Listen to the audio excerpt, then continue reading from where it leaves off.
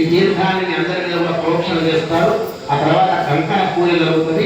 ఆ కంకణ పూజ అయిన తర్వాత మీ అందరికి కూడా కంకణ ధారణ చేస్తారు.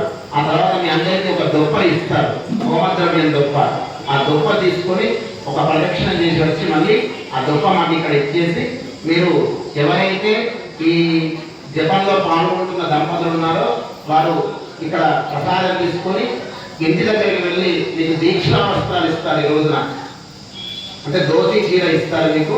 ఆ ధోతి చీర మీరు తీసుకొని మళ్ళీ 8వ తేదీ నాడు మనకు ఆ ధోతి చీర కట్టుకొని కళ్యాణం మీద కూర్చోవాలి మీరు అందరూ కూడా. దానికంటే ముందు ఇక్కడ కంకణ ధారణ పూర్తిగానే ముందు మనందరి తరఫున ఇక్కడ స్వాములందరికీ కూడా దీక్షా వస్త్రాలు ఇస్తారు. అంటే 3 రోజులు వారు ఆ బట్టలు కట్టుకొని మనకు జప కార్యక్రమాలు చేస్తారు. దాన్ని మా అందరి తరఫున ఇక్కడ ఉన్నటువంటి జనరల్ మేనేజర్ గారు వారికి దీక్ష అవన్నీ చేసిన తర్వాత మీ అందరి కంకణధారణ అవుతుంది. అయిన వాళ్ళు ఆ హోమం గొప్ప తీసుకొని ప్రదక్షిణ చేసి వచ్చిన తర్వాత మనకు మిగతా ఇక్కడ జప కార్యక్రమాలు ప్రారంభమైనాయి. నిజానికి ప్రధానం తీసుకొని మళ్ళీ మీ ఇంటికి వెళ్ళేవాళ్ళు వెళ్ళవచ్చు. జై శ్రీమన్నారాయణ. ఓం రక్షాసూత్రదేవతాభ్యాం నమః. ఓం నమస్కారం చేసుకోండి అందరూ కూడా. కంకణాలకి అపరాజిత మంత్రాన్ని ఇక్కడ అనుష్ఠానం చేస్తున్నారు. అందరూ కూడా నమస్కారం చేసుకోండి. ఓం నమో భగవతే అనంతాయ సహస్రనేత్రాయ సుగంధక్షీరపదార్ణవదాయినే క్షీరభోగపర్యంగాయ గరుడవాహనాయ వాసుదేవాయ వస్మీనవాసదే సంగ్రహపత్యున్నయధైనే జవదాహనాయ సింహవానదే విక్రమరామ రామ రామ కృష్ణవలపదనమోస్తుదే అల్లదైత్యయత్తరామృతభూత విరాట్ యోగినే హాకలే బ్రహ్మరాకల వినాయక పూదనా రేవదే కంఠపురోగమత్తః నిత్యంత్రః